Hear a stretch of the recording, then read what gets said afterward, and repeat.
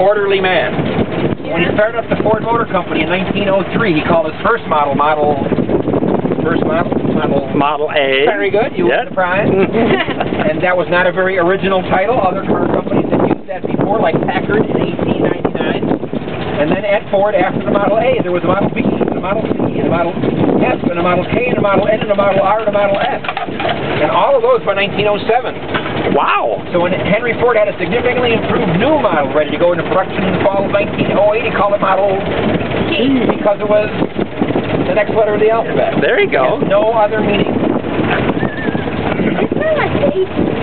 Well, somebody may be cooking somewhere in here. I don't think it's the car. We're not running on old McDonald's French fry. We're not running on biofuel. That's correct. Although Henry understood biofuel.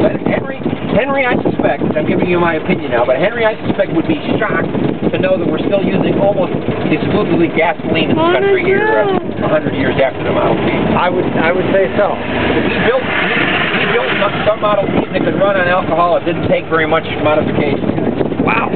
I think he didn't think he realized how strong the oil lobby is.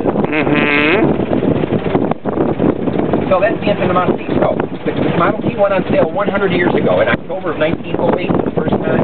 If you'd been around back then, most likely your parents would not have owned a car, and you might not have known anybody who owned a car. That's how rare cars were in most parts of the country before the Model T.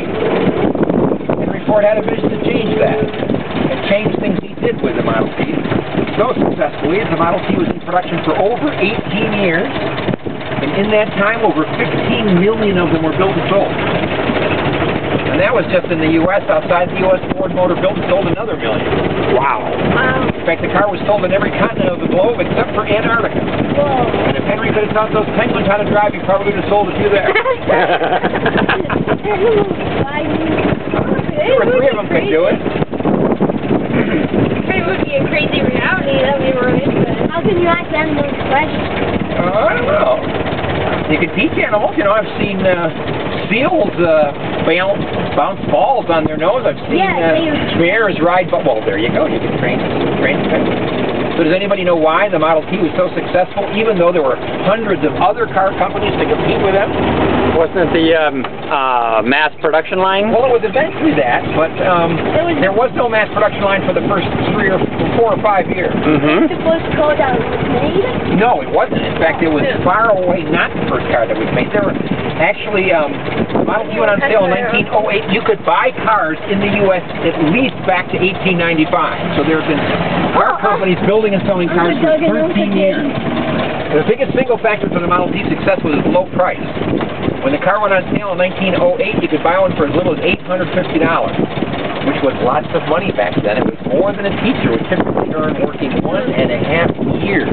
Wow. And even though it was less expensive than most other cars being sold, Henry Ford was not satisfied with the price from the beginning.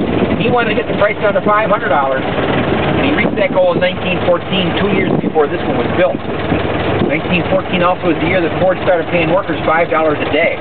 Doesn't sound like much for a whole day's work, but it doubled the workers' wages at Ford from the year before. And wage doubling was just about as unheard of back then as it would be today. And the happy combination of wage doubling and Model T prices going down meant 1914 was the first year that workers building cars could actually afford to buy the new cars they were building. Do the math, it would have been 20 weeks of their total wages. But it got even better because the Model T price continued to go down until it reached its lowest point ever, starting in 1924 when the base price got down to $260. Wow. That was almost 70% below the original price.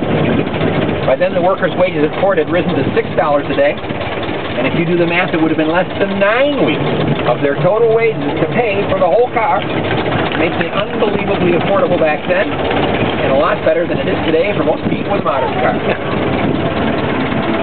Now, what does the T stand for? Well, we went over there. We went over. Yeah. The letter of the alphabet. Letter of the alphabet, honey. Remember? Yeah. Wondering user memory. Now, you may have noticed that when I was telling you all the models that preceded it, I skipped a few letters before I got to R. Some people think that Henry didn't know the alphabet so well because he only had 6 years of school. But in fact, Henry Ford knew the alphabet perfectly well, and the letters I didn't mention were vehicle designs that never went into production at Ford. Aha!